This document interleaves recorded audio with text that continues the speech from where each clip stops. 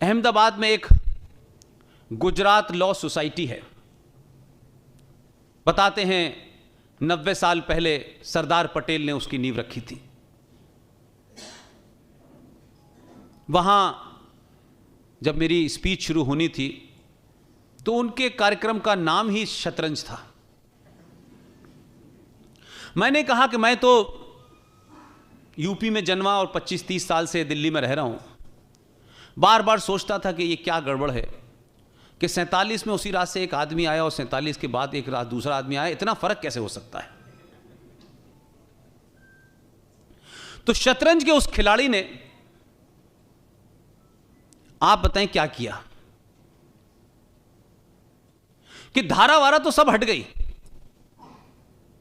लेकिन उसने उसी भाषण में दो बातें बहुत महत्वपूर्ण कही। कहा कि हम पीओ को भी लेंगे, गिलगित बल्तिस्तान भी लेंगे और अक्साई चीन भी लेंगे। देखिए, किसी भी लड़ाई में जो पहली स्टेज होती है, हार या जीत तो पहले दिन तय हो जाती है कि आप जीतने के लिए लड़ रहे हैं या हारने के लिए लड़ रहे हैं। तो जो संवैधानिक निटी गिटीज थी, 35A कैसे हटेगा और 3070 कैसे हटेगा, कौन सी धारा हटाएगी, कौन सी धारा बचाएगी, ये सारी तो कहानी आपने सुनी। लेकिन वो जो भाषण का हिस्सा था वो महत्वपूर्ण था।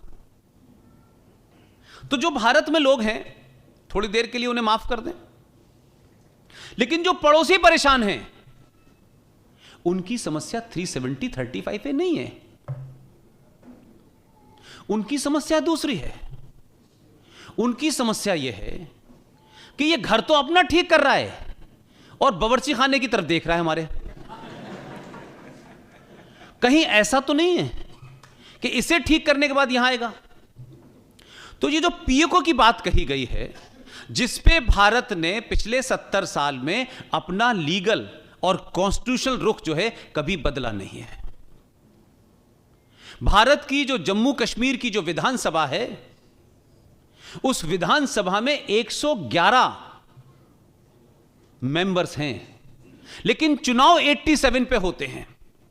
यह मान के भारत ने कि ये जो 24 सीटें हैं ये पाकिस्तान ऑक्युपाइड कश्मीर की हैं, जब ये उन गुंडों से, बदमाशों से, जिहादियों से हम छीन लेंगे तब हम इस 24 सीटों पे चुनाव कराएंगे।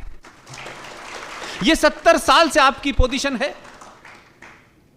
तो चुनाव 87 पे हो रहे थे और 24 सीटों का मामला था। तो पाकिस्तान ऑक्युपाइड कश्मीर को वो कहता है विवादित है, हमने अपना विवाद ठीक कर लिया। अब लड़ाई का मैदान बदल गया है। पहले हथियार भी हमारा था, मारने वाला भी हमारा था, मरने वाला भी हमारा था, जमीन भी हमारी थी, पैसा भी हमारा था। इन दोनों धाराओं ने राजनीतिक तौर पे जो जिहाद पैदा किया था, जो इस्लामिक निजाम चलाने की कोशिश हो रही थी कि उसी जम्मू कश्मीर में हिंदुस्तान का कोई नागरिक नहीं रह सकता, लेकिन 98,000 2008 से लेकर 2019 तक रोहिंग्या मुसलमान आके बस जाता है, उसके बारे में कोई सवाल नहीं पूछता। लिहाजा पीओके आपका हिस्सा था और है। भारत की संसद में 24 फरवरी 1994 को पीएम पीवी नरसिम्हा राव के एक प्रस्ताव लाए थे। ज्वाइंट सदन की मीटिंग थी और उस सदन में एक प्रस्ताव पारित हुआ था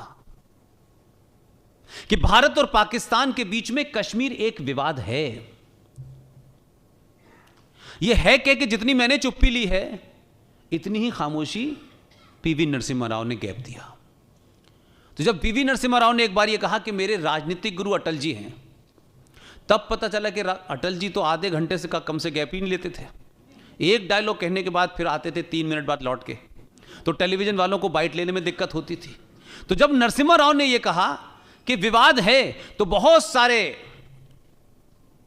सेकुलर और लेफ्टिस्ट उनको लगा कि नरसिम्हा राव इतनी बड़ी बात मान गया, इसका मतलब है कोई नीति में चेंज होने वाला है।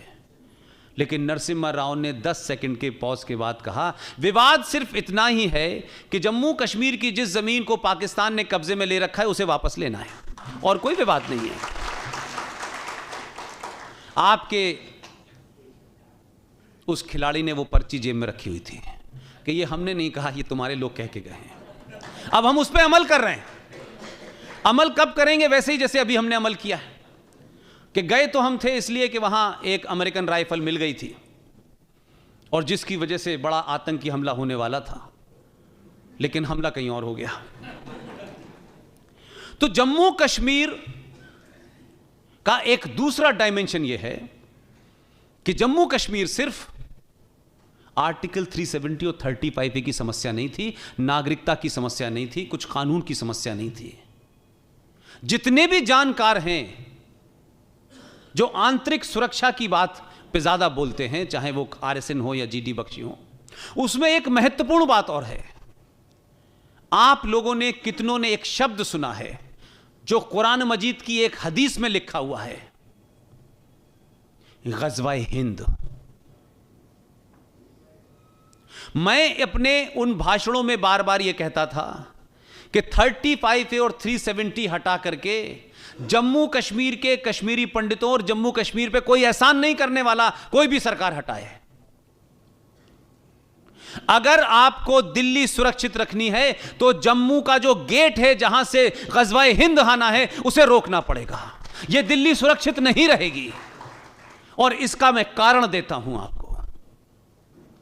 इस देश में 5000 से ज्यादा पिछले 40 साल में कोयंबटूर हो, विश्वनाथ मंदिर हो, हनुमान मंदिर हो, दिल्ली हो, 5000 से ज्यादा हमले इस देश में, जो आतंकी हमले हुए, जो बम धमाके हुए, वो इसी रास्ते से आए थे। ये बात अलग है कि एक रैली में पटना में कुछ लोगों ने धमाके किए थे, उस पर तो फर्क पड़ा नहीं।